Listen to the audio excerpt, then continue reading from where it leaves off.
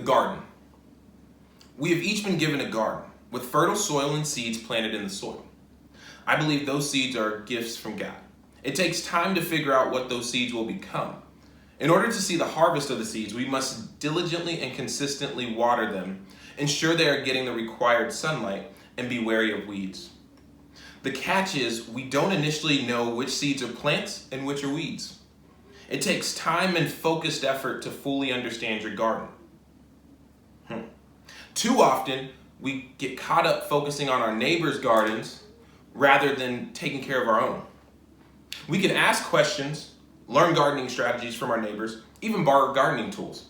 But we can't expect to do the exact same thing in our garden because what is in our garden is not the same as what is in their garden.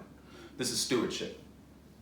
Just as you cannot completely control how much sunlight, rain, or wind comes to your garden, there will be factors in your life that you cannot control. Focus on your sphere of influence. Tend to your garden. Steward it well, and it will grow. Now, I dare you to use this book and these videos to improve yourself. It will take honest reflection, a willingness to make changes, and action. The next few topics are meant to lead you in that direction. On this next page, I have basically a couple questions. The first one is, what's in your garden? And the second one is, to dive a little bit deeper, what abilities, ideas, and opportunities have you been given? And if you're watching this video, then you can be sure that you have been given ideas, opportunities, and abilities.